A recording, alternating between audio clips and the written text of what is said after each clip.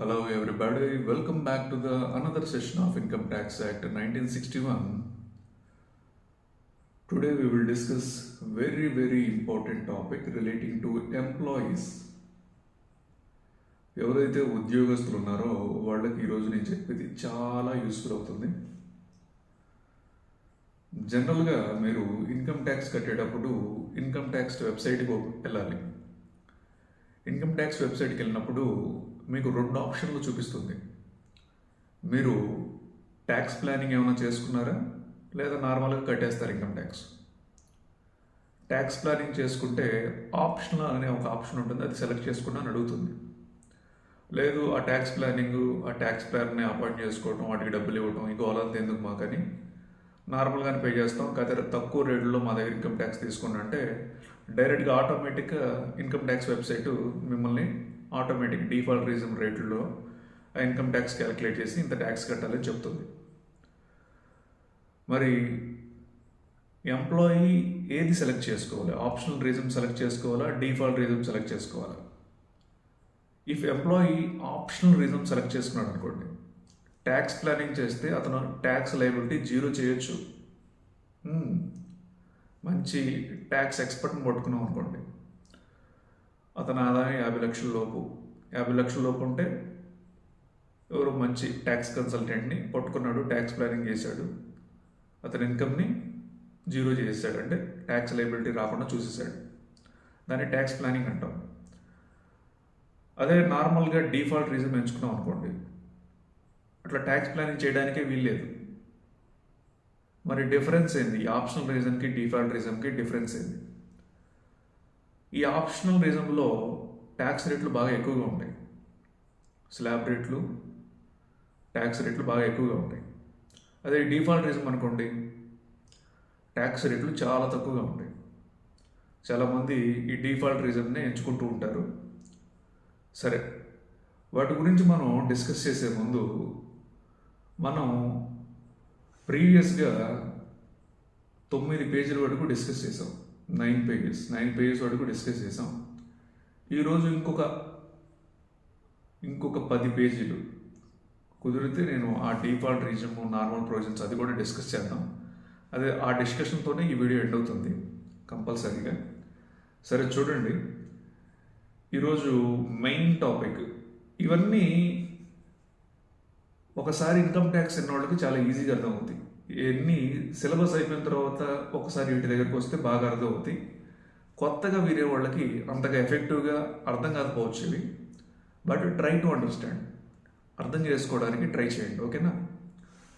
సరే చూడండి, charge of income tax section 4 of the income tax act 1961 is the charging section which provides that జనరల్గా income tax అనేది ప్రతి సంవత్సరం వచ్చే ఫైనాన్స్ యాక్ట్లో రేట్లను బట్టే ఛార్జ్ చేస్తారు. సపోజ్ శాలరీస్ అనుకోండి, స్టాండర్డ్ డిడక్షన్ అని ఉంటుంది. అంటే శాలరీడ్ ఎంప్లాయీ అనుకోండి, శాలరీడ్ ఎంప్లాయీకి ఇంత శాలరీ వస్తుంది. సపోజ్ ఒక 10 లక్షలు వచ్చింది అనుకోండి, ఆ 10 లక్షల్లో 10 లక్షల మీద ట్యాక్స్ కట్టమనదు. ఒక 50,000 స్టాండర్డ్ డిడక్షన్ ఉంటుంది. ఆ 50,000 తీసేసి 9,50,000 మీద ట్యాక్స్ కట్టమంటుంది. ఈ 9,50,000 మీద కూడా మీకు ఏదైనా డిడక్షన్స్ వస్తాయి అనుకోండి, 80C to 80U డిడక్షన్స్, అవి క్లెయిమ్ చేసుకున్న తర్వాత మిమ్మల్ని ట్యాక్స్ కట్టమంటారు. అర్థమవుతుందా?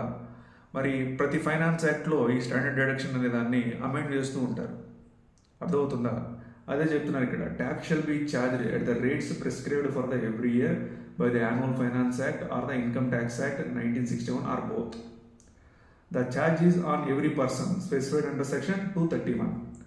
పర్సన్ అంటే ఏం చెప్పాను నేను? జనరల్గా న్యాచురల్ పర్సన్స్, నాలాంటి మీలాంటి మనుషులు ఇన్కమ్ ట్యాక్స్ కడుతూ ఉంటారు. నేను న్యాచురల్ పర్సన్సే కాదు, ఇంకా చాలామంది ఉంటారు ఇన్కమ్ ట్యాక్స్ కట్టేవాళ్ళు అని చెప్పాను. లైక్ కంపెనీస్ అని, ఫార్మ్స్ అని, అసోసియేషన్ ఆఫ్ పర్సన్స్ అని, ఆర్టిఫిషియల్ జ్యుడిషియల్ పర్సన్స్ అని, రకరకాల వ్యక్తులు ఉంటారు, కంపెనీస్ అని, వీళ్ళందరూ ఇన్కమ్ ట్యాక్స్ కడుతూనే ఉంటారు, ఓకేనా? అదే చెప్తున్నారు ఇక్కడ, tax is chargeable on the total income earned during the previous year and not the assessment year. జనరల్గా ప్రీవియస్ ఇయర్లో సంపాదించిన దాని మీద అసెస్మెంట్ ఇయర్లో ట్యాక్స్ కట్టాలని ఉంటుంది. అంటే ఇప్పుడు 2024 సంవత్సరంలో ఉన్నాం. 2024 సంవత్సరంలో ఉంటే 2023లో ఏదైతే సంపాదించామో దాని మీద ట్యాక్స్ కట్టాలి 2024లో. అది నార్మల్గా ఉంటుంది. కానీ ఎంప్లాయీస్కి ఎలా ఉంటుందంటే జీతం పే చేసే టైంలోనే టీడీఎస్ అని కట్ చేస్తారు. ఏ సంవత్సరంలోది ఆ సంవత్సరం తీసుకుంటూ ఉంటారు. బట్ ఫార్మాలిటీకి ఏం చెప్తారంటే ఒక సంవత్సరంలో సంపాదించింది ఇంకో సంవత్సరంలో ట్యాక్స్ కట్టాలి. 2023లో సంపాదించింది 2024లో ట్యాక్స్ కట్టాలి. ఇదే రూల్. కానీ కొన్ని సందర్భాలు ఉంటాయి. ఎన్ని సీఏ ఫైనల్లో చదువుకుంటారు ఈ సెక్షన్లని. సెక్షన్ 172, 174, 174A, 175 అండ్ 176 ఇవన్నీ సీఏ ఫైనల్లో వస్తాయి. కొంతమంది ఉంటారు, వాళ్ళు ఏంటంటే తిరిగి వచ్చే ఉద్దేశం ఉండదు వాళ్ళకి. దేశాన్ని కంప్లీట్గా వదిలేసి వెళ్ళిపోతూ ఉంటారు. అట్లాంటి వాళ్ళకి ప్రీవియస్ ఇయర్లో ఎర్న్ చేసిన దానికి ప్రీవియస్ ఇయరే ట్యాక్స్ కట్టమంటారు. ఆ సెక్షన్లు ఇవన్నీ ఓకేనా. ఇవన్నీ సీఏ ఫైనల్లో వస్తాయి. Next, tax shall B లీవ్డ్ in accordance with and subjected to the various provisions contained in the act. Okay, this section is the back bone of the law of income tax in so far as it serves as the most operative provisions of the Act. The tax liability of the person springs from this section. ఇక్కడ person అంటే define చేశారు చూడండి. A person includes an individual, Hindu undivided family, association of persons, a body of individuals, a firm, a company, etc. Companies కడితే income tax ఇందాక HUF చెప్పలేదు. హెచ్యుఎఫ్లు కడతాయి అంటే కుటుంబ వ్యాపారాలు, కుటుంబాలు ఉమ్మడి కుటుంబాలుగా చేస్తూ ఉంటారు వ్యాపారాలు, వాళ్ళు కూడా ఇన్కమ్ ట్యాక్స్ కట్టాలి. Body of individuals, companies, Reliance, Tata. Next, artificial judicial persons అంటే కొన్ని యూనివర్సిటీస్ ఉంటాయి.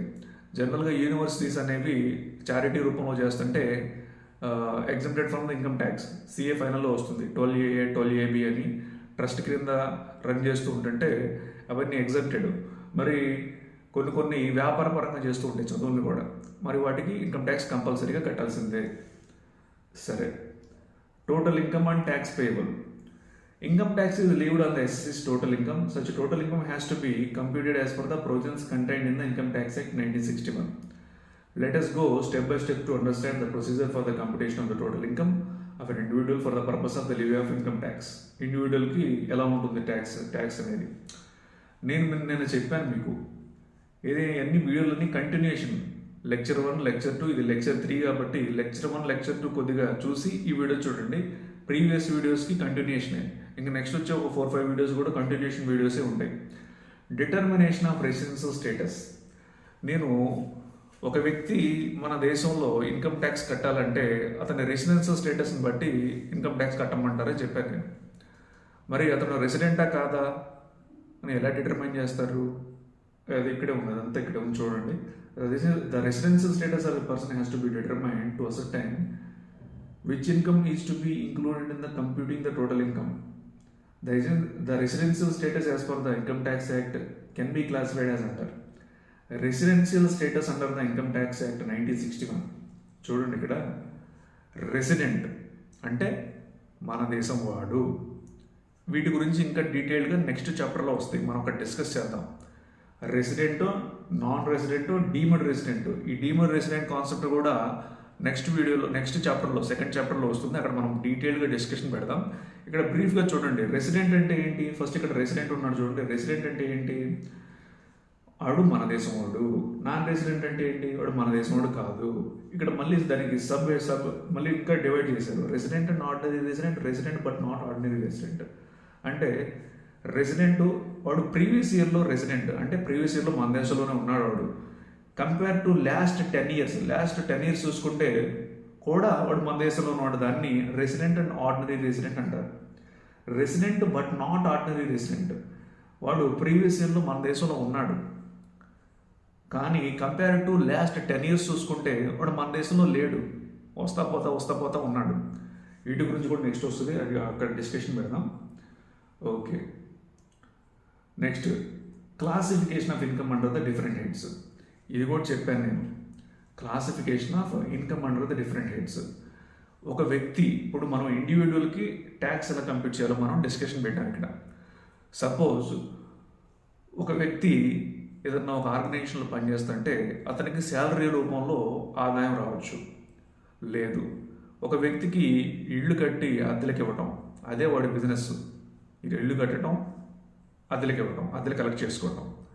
మరి అద్దెలో సపోజ్ సిటీలో ఒక డబుల్ బెడ్రూమ్ రెంట్ తీసుకోవాలంటే మినిమం 15,000. నార్మల్ అపార్ట్మెంట్కి అయితే 15,000, 13,000, 14,000. ఈ సనత్ నగర్, ఎస్ఆర్ నగర్ ఏరియాల్లో 13,000, 14,000, 15,000 ఇలా ఉంటుంది rent.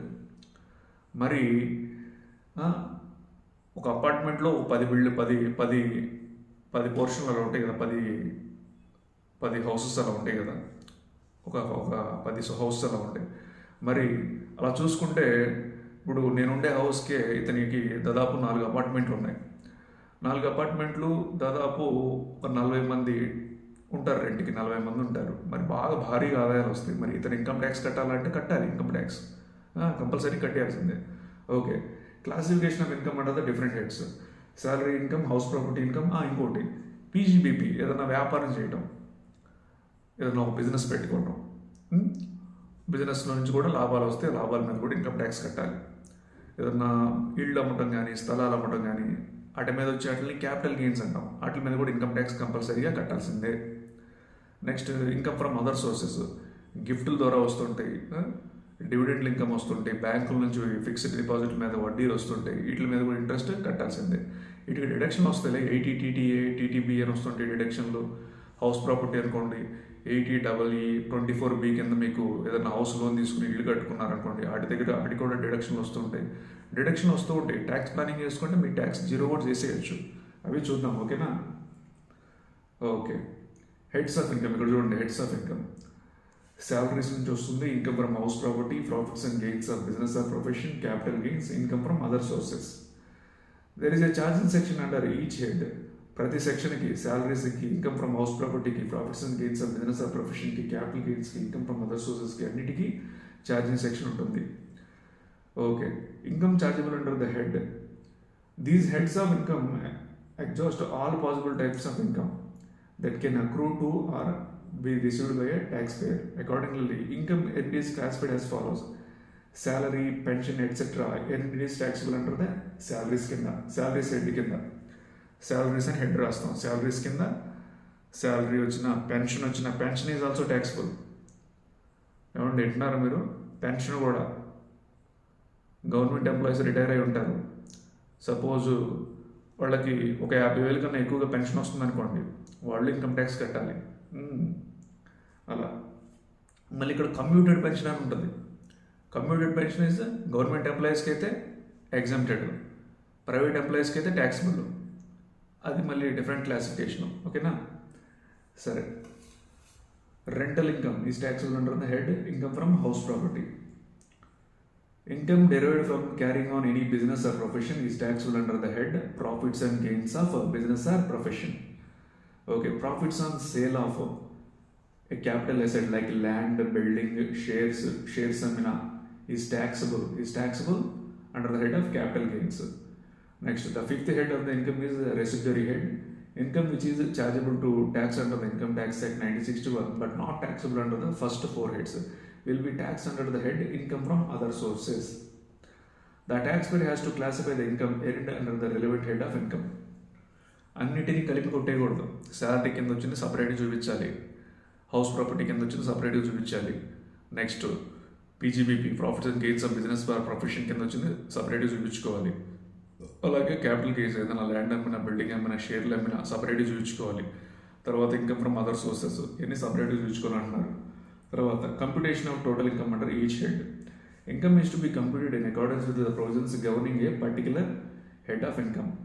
Exemptions: there are certain incomes which are wholly exempted from income tax, like agriculture income. These income have to be excluded and will not form part of total income. చూడండి, జనరల్గా వ్యవసాయం చేసే వాళ్ళ income మీద income tax ఉండదు. ఇక్కడ మేధావులు బయలుదేరతారు. ఇంకా ఓన్లీ వ్యవసాయం చేసి నీకు డబ్బులు, ఎంత డబ్బులు వచ్చినా, ₹1,00,00,000 వచ్చినా నో ఇన్కమ్ ట్యాక్స్. నువ్వు వ్యవసాయం చేస్తున్నావు, దాంతో వేరే బిజినెస్ చేసుకుంటున్నావు, లేదా ఏదైనా ఉద్యోగం చేస్తున్నావు వేరే చోట, లేదా ల్యాండ్ అమ్మిన, బిల్డింగ్ అమ్మిన ఆదాయాలు వచ్చినాయి ఎక్కడన్నా, లేదన్నా ఏదైనా గిఫ్ట్ రూపంలో వచ్చినాయి, ఇన్కమ్ ఫ్రమ్ అదర్ సోర్సెస్ వచ్చినాయి. నేనేం చెప్తున్నానంటే మీరు అగ్రికల్చర్ ఇన్కమ్తో పాటు మిగతా ఇన్కమ్ కూడా ఉంది. మీకు అగ్రికల్చర్ ఇన్కమ్ ఉంది, మిగతా ఇన్కమ్ బేసిక్ ఎగ్జిబిషన్ లిమిట్ కన్నా ఎక్కువగా ఉంది.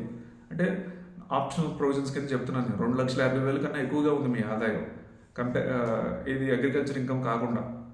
దెన్ మీరు అగ్రికల్చర్ ఇన్కమ్ మీద కూడా ఇన్కమ్ ట్యాక్స్ కట్టాల్సిందే. పార్షియల్ ఇంటిగ్రేషన్ అని అదొక కాన్సెప్ట్ ఉంటుంది.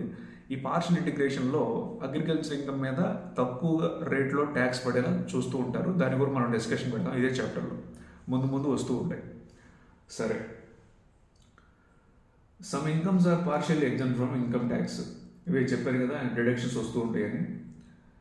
Computed pension, these incomes are excluded only to the extent of limits specified in the Act. Okay. Deductions. There are deductions and allowances prescribed under each head of income. For example, while calculating income from house property for let out property, municipal taxes, ఇది process. House property income ఎలా calculate చేయాలి, house property income gross annual value అని, తర్వాత దానిలో నుంచి municipal taxes అని ఇది తీసేస్తాం. తర్వాత అట్లు స్టాండర్డ్ డిడక్షన్స్ ఉంటాయి, లైక్ సెక్షన్ 24A 24B. అవన్నీ అయిపోయిన తర్వాత మీకు total income from house property వస్తుంది. అదంతా ఒక క్యాలిక్యులేషన్, చూద్దాం, అది కూడా చూద్దాం. నెక్స్ట్ ఇదంతా ఏం అవసరం లేదు. Next clubbing of income of spouse and minor child etcetera. నేనేం చెప్పాను మీకు నిన్నటి వీడియోలో, జనరల్గా ఎవరికైనా ఇంతే ఉంటుంది, ఇన్కమ్ ట్యాక్స్ కట్టాలంటే బాధగానే ఉంటుంది. తక్కువగా సంపాదించే వాళ్ళ గురించి చెప్తున్నాను నేను. మీరు నెలకు 60,000 రూపాయలు సంపాదించిన ఇన్కమ్ ట్యాక్స్ కట్టాల్సిన అవసరం లేదండి బాబు. అది ముందు వస్తుంది వీడియోలో. రూపాయి ఇన్కమ్ ట్యాక్స్, 10 లక్షలు సంపాదించిన రూపాయి ఇన్కమ్ ట్యాక్స్ కట్టాల్సిన అవసరం లేదు మీరు. నెలకు 1,00,000 రూపాయలు సంపాదిస్తున్నారు, అయినా ఇన్కమ్ ట్యాక్స్ కట్టాల్సిన అవసరం లేదు మీరు. లీగల్గానే, ఇల్లీగల్గా ఏం కాదు. చూద్దాం. Clubbing of income of spouse and minor child. In case of individuals, income tax is levied on the slab system on the total income. The tax system is progressive, that is, as the income increases, the applicable rate of tax increases. Some taxpayers in the higher income bracket have a tendency to divert some portion of their income to their spouse, minor child, etc. to minimize their tax burden. చెప్పానా, tax burden తగ్గించుకోవడానికి suppose ఒక 10 లక్షలు దాటి 1,00,000 రూపాయలు వచ్చిన ఆదాయం, అతను 30% స్లాబ్లోకి వెళ్ళిపోతాడు. ఏదైతే 10 లక్షలు దాటి ఎంతైతే ఆదాయం వచ్చిందో దాని మీద 30% గవర్నమెంట్ ట్యాక్స్ కట్టాలి. అంటే 1,00,000 రూపాయల మీద 30%, 30,000 గవర్నమెంట్కి ట్యాక్స్ కట్టాలి. మరి ఈ 1,00,000 రూపాయలని ఎవరికైనా మళ్ళిస్తే అతని ట్యాక్స్ తగ్గుతుంది, 30,000 రూపాయలు తగ్గుతుంది. మరి ఇట్లా చేయడం ఇల్లీగల్. బాధగానే ఉంటుంది అంత ట్యాక్స్ కట్టాలంటే, ఇట్లా చేయడం ఇల్లీగల్. మరి అట్లా చేస్తే తప్పు కదా. మరి అవన్నీ తీసుకొచ్చి నీ దారిలో కలుపుతారు, నీ దారిలో కలిపి ఇన్కమ్ ట్యాక్స్ కట్టమంటారు. ఓకేనా? Okay. In order to prevent such tax avoidance, clubbing provisions have been incorporated in the Act, under which the income arising to certain persons like spouse, minor child have to be included in the income of the person who have diverted his income for the purpose of computing tax liability. For detailed discussion, chapter 4, income of the persons. Okay, next chapter lo vastuna annadu idi kuda. Set off or carry forward set off of losses. నేను నిన్న previous వీడియోస్లో వీటి గురించి కూడా discussion ఇచ్చాను. అదేంటంటే మీకు రకరకాల ఆదాయాలు వస్తున్నాయి, హౌస్ ప్రాపర్టీ నుంచి, బిజినెస్ నుంచి, క్యాపిటల్ గెయిన్స్ నుంచి, అదర్ సోర్సెస్ నుంచి. ఏదన్నా ఒక హెడ్ కింద బిజినెస్లో లాస్ వచ్చింది, ల్యాండ్ అమ్మే లాభం వచ్చింది, ఈ లాభాన్ని ఈ లాస్తో పూడ్చుకుని ఏదన్నా మిగిలితే ఇన్కమ్ ట్యాక్స్ కడతావు. ఇంకా లాస్ ఉంది నీకు, ఆ లాస్ని నెక్స్ట్ 8 ఇయర్స్ వరకు మీరు క్యారీ ఫార్వర్డ్ చేసుకోవచ్చు. ఎప్పుడైతే ఆ లాస్ మీకు కూడిపోతుందో అప్పుడు దాకా మీరు మీ వేరే హెడ్ ఆదాయం వస్తుంటే ఆ ఆదాయాన్ని అడ్జస్ట్ చేసుకోవచ్చు. మీరు ఆ వెసులుబాటు ఇచ్చింది ఇన్కమ్ ట్యాక్స్. చూసారా ఎంత మంచిది ఇన్కమ్ ట్యాక్స్. మీకు ఒక హెడ్ కింద బిజినెస్లో లాస్ వచ్చింది, నష్టం వచ్చింది, ల్యాండ్ అమ్మే లాభం వచ్చింది. మరి ఆ ల్యాండ్ అమ్మే లాభం ఈ నష్టాన్ని పూడ్చుకుని మిగిలితే ఇన్కమ్ ట్యాక్స్ కట్టు. లేదు ఇంకా నష్టం ఉంది, నెక్స్ట్ ఇయర్ క్యారీ ఫార్వర్డ్ చేసుకో ఆ నష్టాన్ని అప్ టు 8 అసెస్మెంట్ ఇయర్స్ దాకా. చూడండి అలా అదే చెప్తున్నారు. NSSC may have different source of income under the same head of the income. He may have profit from one source and loss from the other. For instance, an SSC may have profit from his textile business and loss from his printing business. This loss can be set off against the profits of a textile business to arrive at the net income chargeable under the head profits and gains of business or profession. Similarly, an SSC can have loss under one head of income, say profits and gains of business or profession, and profits under the another head of income, say income from house property. There are provisions in the Income Tax Act 1961 for the allowing inter-head adjustment in certain cases. However, there are also restrictions in certain cases, like business loss is not allowed to be set off against a salary income. Default tax regime under section 115 BAC puts more restrictions, like Loss from house property cannot be set off from the income under any other head. Further, losses which cannot be set off in the current year due to inadequacy of eligible profits can be carried forward for set off in the subsequent years as per the provisions contained in the Act. Generally, brought forward losses under a particular head cannot be set off against income under another head. That is, brought forward business loss cannot be set off against income from house property of the current year. For a detailed discussion, refer to Chapter 5. Okay.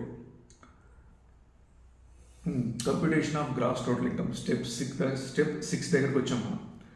Final figures of income or loss under the each head of the income after allowing the eligible deductions, allowances, other adjustments are then aggregated after giving effect to the provisions of clubbing of income and set off and carry forward of losses to arrive at the gross total income. మొత్తం కూడిన తర్వాత మనకు ఒక income వస్తుంది. ఇక్కడ step 7 చూడండి. Step 7 ఏం చెప్తున్నారంటే చాలా ఇంపార్టెంట్. స్టెప్ 7 అనేది చాలా ఇంపార్టెంట్. మీరు ట్యాక్స్ సేవ్ చేసుకోవాలి. ఆప్షనల్ రీజన్ ఎంచుకున్నారు. డిఫాల్ట్ రీజన్లో ఏమి రావు, ఆప్షనల్ రీజన్లోనే వస్తాయి ఇవన్నీ. ఆప్షనల్ రీజన్ ఎంచుకున్నారు. ఆప్షనల్ రీజన్ ఎంచుకుంటే మీకు చాలా అంటే చాలా డిడక్షన్ వస్తాయి. మరి ఈ డిడక్షన్ క్లెయిమ్ చేయాలంటే 80C to 80U డిడక్షన్స్ మీకు బాగా తెలిసి ఉండాలి. Okay, there are deductions prescribed from gross total income. 2 types of deductions are available from gross total income. Deductions under Chapter 6A and deduction under Section 10AA. The deductions would be allowed to SSE who opts out of the default tax regime and pays tax under the optional tax regime as per the normal provisions of the Act. Subject to the fulfillment of requisite conditions stipulated thereunder, deductions from gross total income in case of the SSE opting out of the default tax regime. Okay, default tax reason ఉంటే మీకు deduction రావు. Default tax reason నుంచి బయటకు వస్తే మీకు select చేసుకుంటే optional reason అని ఇవన్నీ వస్తూ ఉంటాయి. సరే చూడండి, డిడక్షన్ అండర్ చాప్టర్ 6A ఏమొస్తుంది మీకు బ్రీఫ్లో చూడండి. ఇవి నెక్స్ట్ 7th 8th చాప్టర్లో వస్తాయి ఇవన్నీ. మీరు లైఫ్ ఇన్సూరెన్స్ పాలసీ ప్రీమియం ఏదైనా పే చేశారు, లైఫ్ ఇన్సూరెన్స్ ప్రీమియం కట్టుకుంటున్నారు, వాటిని మీ టోటల్ ఇన్కమ్లో నుంచి తీసేయచ్చు. అలాగే contribution to provident fund or pension fund, contribution to pension fund, pension ఫండ్కి ఏదన్నా మీరు మీ జీతంలో నుంచి కంట్రిబ్యూట్ చేశారనుకోండి, అది కూడా గ్రాస్ టోటల్ ఇన్కమ్ నుంచి తీసేయచ్చు. మెడికల్ ఇన్సూరెన్స్ ప్రీమియం 80D కింద మీకు డిడక్షన్ వస్తుంది. మెడికల్ ఇన్సూరెన్స్ ప్రీమియం మీకు కానీ మీ తల్లిదండ్రులకు కానీ మీ కొడుకు కూతురుకి కానీ ఎవరికైనా మెడికల్ ఇన్సూరెన్స్ ప్రీమియం తీసుకున్నారు, ఖర్చు అవుతుంది కదా, ఆ ఖర్చును కూడా గ్రాస్ టోటల్ ఇన్కమ్ నుంచి తీసేసి మిగతా ఇన్కమ్ ట్యాక్స్ కట్టుకోవచ్చు. అలాగే payment of interest on loan taken for higher education, మీరు ఏదన్నా హైయర్ ఎడ్యుకేషన్ కోసం లోన్ తీసుకున్నారు మీ పిల్లలకి, దాని మీద వడ్డీ కట్టాలి. మీరు వడ్డీని ఆ గ్రాస్ టోటల్ ఇన్కమ్లో నుంచి వడ్డీ ఎంతైతే కట్టారో ఆ వడ్డీని తీసేసి మిగతా దాని మీద ఇన్కమ్ ట్యాక్స్ కట్టుకోవచ్చు మీరు. అలాగే payment of interest on loan taken for residential house, ఇల్లు కట్టుకోవడానికి లోన్ తీసుకున్నారు, దాని మీద వడ్డీ కట్టాలా, ఆ వడ్డీ కూడా గ్రాస్ టోటల్ ఇన్కమ్ నుంచి తీసేసి మిగతా దాని మీద ఇన్కమ్ ట్యాక్స్ కట్టుకోవచ్చు మీరు. నెక్స్ట్ రెంట్ 80GG కింద మీకు డిడక్షన్ వస్తుంది. అలాగే donation to certain funds, charitable institutions etcetera 80G కింద మీకు డిడక్షన్ వస్తుంది. కొన్ని 100% ఉంటాయి, కొన్ని 50% ఉంటాయి. అలాగే contribution to political parties 80GGB 80GGC కింద మీకు డిడక్షన్ వస్తుంది ఏదైనా పొలిటికల్ పార్టీకి మీరు డొనేట్ చేస్తే. ఓకేనా. అలాగే deductions in respect of certain incomes, employees of 80JJAA, ఇది బిజినెస్కి సంబంధించింది. మీరు ఏదైనా ఒక బిజినెస్ స్టార్ట్ చేశారు, ఒక కంపెనీ స్టార్ట్ చేశారు, ఎంప్లాయ్మెంట్ క్రియేషన్ చేశారు, మీకు ఎంప్లాయ్మెంట్ మీకు ఖర్చుగా చూపించుకొని మీరు ఇన్కమ్ ట్యాక్స్ తగ్గించుకోవచ్చు. బిజినెస్లో ఖర్చులు లాభాలు పోతే కదా మీకు లాభం వచ్చేది, ఆ లాభం మీద మీరు ఇన్కమ్ ట్యాక్స్ కట్టాలి. ఇన్కమ్ ట్యాక్స్ ఏం చెప్తుందంటే మీరు ప్రతి సంవత్సరం ఎంతమంది కొత్త ఎంప్లాయీస్ని అయితే రిక్రూట్ చేసుకుంటారో వాళ్ళకి శాలరీలు పే చేస్తారు కదా, ఆ శాలరీలు పే చేయడం మీకు ఖర్చుగా చూపించుకుంటారు. ఓకే, ఆ ఖర్చుతో పాటు ఇంకా అదనంగా ఒక 30% మేము ఎక్స్ట్రాగా డిడక్షన్ ఇస్తాం మీకు. ఆ డిడక్షన్ ఎక్స్ట్రా 30% మీరు ఎంతైతే శాలరీ పే చేస్తారో ఎక్స్ట్రా ఎంప్లాయీస్కి వాళ్ళకి ఇంకా అదనంగా 30% మీకు ఎక్స్పెండిచర్ క్లెయిమ్ చేసుకోవచ్చు. మీ గ్రాస్ టోటల్ ఇన్కమ్లో నుంచి ఆ ఎక్స్పెండిచర్ని డిడక్ట్ చేసుకుని ఇన్కమ్ ట్యాక్స్ కట్టుకోవడం అంటూ ఉంటుంది. ఓకేనా, అర్థమవుతుందా. అలాగే రాయల్టీ ఇన్కమ్ అని 80QQB 80RRB, interest on deposits on savings account, interest on deposits in case of senior citizens, ఇవన్నీ 80TTA 80TTB కింద డిడక్షన్ వస్తూ ఉంటాయి. Deductions in case of persons with disability 80U కింద ఇవి డిడక్షన్స్ వస్తూ ఉంటాయి. ఓకేనా. అలాగా ఇక్కడ ఈరోజు ఈ టాపిక్తోనే మనం ఎండ్ చేస్తాము. ఓకేనా, కొద్దిగా జాగ్రత్తగా వినండి. However under the default tax regime section 115 BAC only selected deductions are permissible. నేనేం చెప్పాను మీకు, మీరు ఇన్కమ్ ట్యాక్స్ వెబ్సైట్ ఓపెన్ చేయగానే మీకు ఒక 2 ఆప్షన్స్ చూపిస్తుంటుంది. మీరు ఆప్షన్లు ఎంచుకుంటారా, డిఫాల్ట్ ఎంచుకుంటారా? ఆప్షన్లు ఎంచుకున్నారనుకోండి, మీకు ట్యాక్స్ ప్లానింగ్ చేసుకోవాలి, ఈ 80C to 80D డిడక్షన్లు అన్నీ వస్తుంటాయి. లేదు మేము తక్కువ రేట్లో ఇన్కమ్ ట్యాక్స్ కడతామంటే డైరెక్ట్గా ఏ చాయిస్ అవసరం లేదు, మీకు డైరెక్ట్గా వెళ్ళి కట్టేసుకోవచ్చు. అదే చెప్తున్నారు ఇక్కడ. కంప్యూటేషన్ ఆఫ్ మీరు డిఫాల్ట్ రీజన్ కనుక ఎంచుకున్నట్లయితే 115 BAC కింద మీరు ట్యాక్స్ కట్టాలి. ఓకేనా. Detail discussion refer to the chapter 6 deduction from the gross total income. Okay, chapter 6లో చూద్దాం అన్నాడు అవి. Okay, computation of total income chart మొత్తం ఇచ్చేసాడు చూడండి. ఫస్ట్ ఏం చేస్తాం మనం, రెసిడెన్స్ స్టేటస్ చూస్తాము, తర్వాత classify income under different heads, తర్వాత salaries, income from house property, profits and gains of business or profession, capital gains, income from other sources. తర్వాత ఏం చేస్తామంటే compute income under each head applying the charging and deeming provisions and providing for permissible deductions and exemption there under applying clubbing provisions. తర్వాత set off on carry forward and set off losses as per the provisions of the act default regime. Compute gross total income plus deductions from gross total income. Total income ఏదైతే వస్తుందో దాని మీద మీరు income tax కట్టుకోవాలి. సరే, applicability of rates of tax on the total income. ఓకేనా, ఇది main. ఇప్పుడు మెయిన్ జాగ్రత్తగా వినండి. మీరు జాగ్రత్తగా మీరు ఏది సెలెక్ట్ చేసుకోవాలి. డిఫాల్ట్ రీజన్ మంచిదా, నార్మల్ ప్రొవిజన్స్ మంచిదా? ఇన్కమ్ ట్యాక్స్ వెబ్సైట్ మీ పాన్ నెంబరు ఎంటర్ చేసి లాగిన్ అయినప్పుడు మీరు ITR 1, ITR 2, different ITR forms ఉంటాయి. మీ ఇన్కమ్ని బట్టి మీ ITR ఉంటుంది. ఓకేనా, ITR ఫైల్ చేసినప్పుడు మీరు డిఫాల్ట్ రీజన్ ఎంచుకోవాలా, నార్మల్ ప్రొవిజన్స్ ఎంచుకోవాలా, సెలెక్ట్ చేసుకోవాలంటే ఇప్పుడు నేను చెప్పేది జాగ్రత్తగా వినాలి. ఇది ఎడ్యుకేషన్ పరంగా కూడా ఈ క్వశ్చన్లో 5 మార్క్స్ క్వశ్చన్ అడగవచ్చు. ఓకేనా. ఓకే, చూడండి. Rates prescribed under section 115 BAC. 115 BAC అంటే డిఫాల్ట్ రీజన్ అంటే మీరు ఎటువంటి ట్యాక్స్ ప్లానింగ్ లేదు, మీరు ఎంత తీసుకుంటారో తీసుకోండి, కదా తక్కువ తీసుకోండి మా దగ్గర నుంచి. ఓకేనా, అర్థమవుతుందా? Okay. Section 115 BAC of the income tax act 1961 provides for the concessional rates of income tax to the individuals, HUFs, AOPs, BOIs and artificial judicial persons. Under this reason, certain exemptions, deductions are however not available, like leave travel concession, interest on housing loan on self-occupied property, deductions under chapter 6A, other than 80CC D2, ACCC H2 or deductions section 80JJA. మీకు ఈ deduction వస్తుంటాయండి. మీరు default reason ఎంచుకున్న మీకు ఈ deduction వస్తాయి. 80CC D2 అంటే 50,000 వస్తుంది. 80CCH 80JJA ఇందా మీకు ఎంప్లాయ్మెంట్ అని చెప్పేసి చూడండి, ఈ డిడక్షన్ వస్తుంటాయి మీకు. The rates given under section 115 BAC are the default tax rates unless the SSC exercise an option to shift out of the segregation. The basic exemption limit under the section 115 BAC is 3 lakhs. 3 లక్షల దాకా మీ ఆదాయం ఉందండి. Default reason ఎంచుకున్నారు, 3 లక్షల దాకా మీ ఆదాయం ఉంది. No income tax. మీ ఏజ్ 60 ఏళ్ల లోపు, 60 ఏళ్ల పైన, 80 ఏళ్ల లోపు, 80 ఏళ్ల పైన అయినా మీకు 3 lakhs దాకా మీకు నో ట్యాక్స్. అది ఆప్షనల్ రీజన్ అనుకోండి. మీరు 60 ఏళ్ల లోపు ఉన్నారు, 2,50,000 దాకా నో ట్యాక్స్. మీరు 80 ఏళ్ల లోపు ఉన్నారు, 3 లక్షల దాకా నో ట్యాక్స్. మీరు 80 ఏళ్ల పైన ఉన్నారు, 5 లక్షల దాకా నో ట్యాక్స్. ఆప్షనల్ రీజన్లో అది చెప్తున్నాను. ఓకేనా, దేనికి దానికి ఉంటుందండి.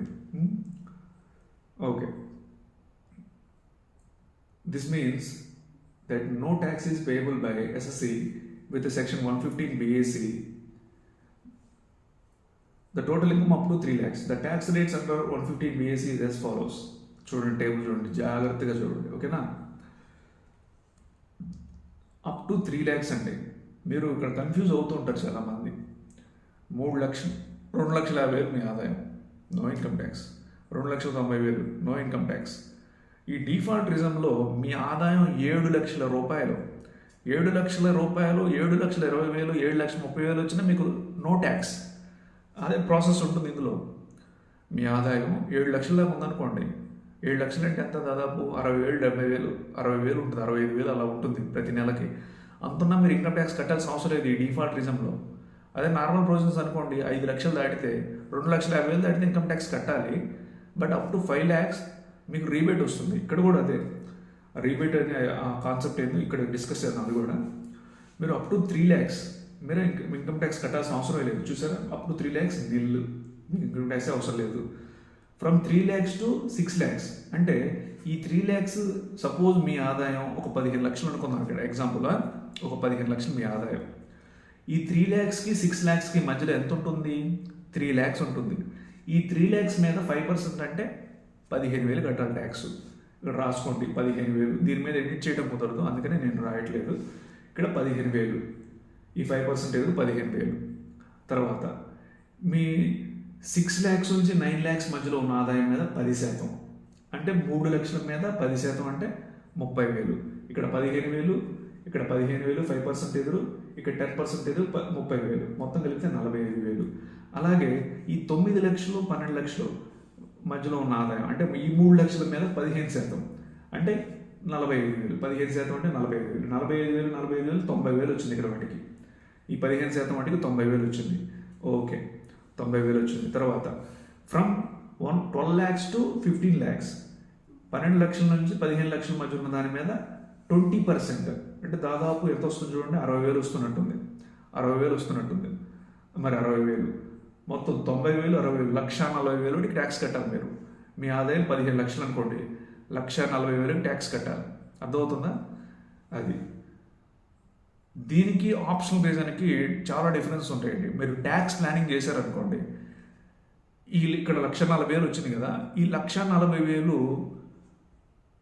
కట్టకుండా మళ్ళీ మీరు కట్టిన ఏదన్నా ఇంతకుముందు టీడీఎస్ రూపంలో ఏదైనా కట్టే ఉంటుంది కదా మీకు, ఎంప్లాయర్ పే చేసేటప్పుడు అది కూడా రీఫండ్ తెచ్చుకోవచ్చు. ఇది ఆప్షనల్ రీజన్లో. అది కొద్దిగా డేంజర్, ఎందుకంటే ఇన్కమ్ ట్యాక్స్ నోటీసులు ఎక్కువగా ఇచ్చే పాసిబిలిటీ ఉంది అక్కడ. ఓకేనా? ఇక్కడైతే దాదాపు 1,40,000 ట్యాక్స్ కట్టాలి. ఓకే, అవన్నీ మీకు నెక్స్ట్ వీడియోలో డీటెయిల్గా నేను రిటర్న్ నోట్స్లో రాయాలి. కొద్దిగా రాస్తూ ఎక్స్ప్లెయిన్ చేస్తూ ఉండాలి. ఇలా నోట్తో చెప్తే మీకు అర్థం కాదు. మీకు నెక్స్ట్ వీడియోలో difference between the default reason and normal provisions ఒక ప్రాబ్లం తీసుకుని మీకు ఎక్స్ప్లెయిన్ చేస్తాను. ఓకేనా? సరే చూడండి, ఇది default reason. Rates prescribe by the annual finance act and the optional reason. Okay, పైన మనం రేట్స్ చూసాం, ఆప్షనల్ రీజన్కి రేట్లు అవన్నీ. మరి డిఫాల్ట్ రీజన్ చూడండి, individual HUF AOP BOS and artificial judicial persons who exercise the option to opt out of default regime under 115 BAC have to pay tax as per the normal provisions of the Act. Under the normal provisions of the Act, the rate of tax are prescribed by Annual Finance Act of the year. The individual HUF, the basic exemption limit is 2,50,000. Individuals కి HUF కి basic exemption limit 2,50,000. 2,50,000 దాకా మీరు income tax కట్టాల్సిన అవసరం లేదు. This means that as per the normal provisions of the Act, no tax is payable by the individuals with a total income up to 2,50,000. These individuals whose total income is more than 2,50,000 but less than 5 lakhs. మీ ఆదాయం 2,50,000 నుంచి 5 లక్షల మధ్యలో ఉంది, దాని మీద 5% tax కట్టాలి, అంటే 12,500 కట్టాలి. మీకు నెక్స్ట్ ఒక ప్రాబ్లం వేసి చెప్తాను ఇవన్నీ, అప్పుడు మీకు క్లారిటీగా అర్థమవుతుంది. చూడండి, 5 లక్షల నుంచి 10 లక్షల మధ్య ఉన్న ఆదాయం మీద 20% ట్యాక్స్ కట్టాలి మీరు. 5 లక్షల నుంచి 10 లక్షల మధ్యలో ఉన్న ఆదాయం మీద 20% ట్యాక్స్ కట్టాలి. 10 లక్షల కన్నా ఇంకా ఎక్కువ ఎంత ఉంటే దాని మీద 30% ట్యాక్స్ కట్టాలి. అది ఓకేనా?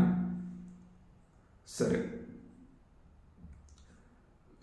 అవి వేసి ట్యాక్స్ కంప్యూట్ చేస్తారు మీరు. ట్యాక్స్ కంప్యూట్ చేసిన తర్వాత ఒక ట్యాక్స్ అమౌంట్ వస్తుంది మీకు. ఆ ట్యాక్స్ అమౌంట్ వచ్చిన తర్వాత సపోజ్ ట్యాక్స్ అమౌంట్ వచ్చిన తర్వాత మీరు బాగా ఒక మీ ఆదాయం 50 లక్షల పైన ఉందనుకోండి, మీరు దాని మీద సర్ఛార్జ్లు కూడా కట్టాల్సి వస్తుంటుంది ఒక 10%. అంటే సర్ఛార్జ్ అంటే ట్యాక్స్ ఆన్ ట్యాక్స్. సపోజ్ 50 లక్షల పైన ఉంది మీ ఆదాయం, సపోజ్ ఒక 10 లక్షలు ట్యాక్స్ కట్టాలి మీరు. 10 లక్షలు ప్లస్ సర్ఛార్జ్ 10%, 1,00,000 రూపాయలు, 11 లక్షలు ట్యాక్స్ కట్టాలి. ప్లస్ దాని తర్వాత మళ్ళీ ఎడ్యుకేషన్ సెస్ కూడా యాడ్ చేయాలి దానికి. అదే చెప్తున్నారు ఇక్కడ. ప్లస్ 4% ఎడ్యుకేషన్ సెస్ ఉంటుంది. 11 లక్షలు ఉంది కదా, 11 లక్షల మీద ప్లస్ 4%. చూడండి అట్లా. Okay, rebate under section 87A. మీ ఆదాయం 5 లక్షలేనండి, 5 లక్షల లోపే ఉంది. ఆప్షనల్ ప్రొవిజన్స్ కింద మీ ఆదాయం 5 లక్షలే ఉంది. మీరు అసలు రూపాయి కూడా ట్యాక్స్ కట్టాల్సిన అవసరం లేదు. కాకపోతే మీరు ఇన్కమ్ ట్యాక్స్ రిటర్న్ ఫైల్ చేయాలి. మీ ఆదాయం 5 లక్షల లోపు 4,50,000, 4,90,000 ఉన్న ఆదాయం, మీరు రూపాయి కూడా ట్యాక్స్ కట్టాల్సిన అవసరం లేదు. 5 లక్షల లోపే ఉంటే ఆప్షనల్ రీజన్ కింద మాట్లాడుతున్నాను నేను. అదే డిఫాల్ట్ రీజన్ అనుకోండి, మీ ఆదాయం 7 లక్షల దాకా ఉంది, 7 లక్షల దాకా ఉన్నా మీరు రూపాయి కూడా ట్యాక్స్ కట్టాల్సిన అవసరం లేదు. మీకు రీబేట్ వస్తుంది, 25,000 రీబేట్ వస్తుంది. ఆ 7 లక్షల దాకా ఎంతైతే ట్యాక్స్ కట్టాలో 7 లక్షల లోపే ఉంది మీ ఆదాయం, డిఫాల్ట్ రీజన్ కింద నో ట్యాక్స్. ఆప్షనల్ ప్రొవిజన్స్ కింద 5 లక్షల దాకా ఆదాయం ఉంది, నో ట్యాక్స్. ఓకేనా? అట్లా అది రీబేట్ అండర్ సెక్షన్ 87A. ఇది హెల్త్ అండ్ ఎడ్యుకేషన్ సెస్ అంటున్నాడు. ఈ ఆల్టర్నేటివ్ మినిమం ట్యాక్స్ ఇప్పుడు అవసరం లేదు, మీకు కన్ఫ్యూజ్ అవుతారు మీరు అలా. ఓకే, ఈ అడ్వాన్స్ ట్యాక్స్ అని ఇవన్నీ ముందు ముందు వస్తాయి. ఇప్పుడు మీకు చెప్పిన అర్థం కాదు ఇవన్నీ. ఓకేనా? ఓకే, చివరికి ట్యాక్స్ పేబుల్, ట్యాక్స్ రిఫండబుల్ ఇవన్నీ చూస్తూ ఉంటాం. సరే, మీకు నెక్స్ట్ వీడియోలో నేను ఏది సెలెక్ట్ చేసుకోవాలి, ఒక ప్రాబ్లం తీసుకుని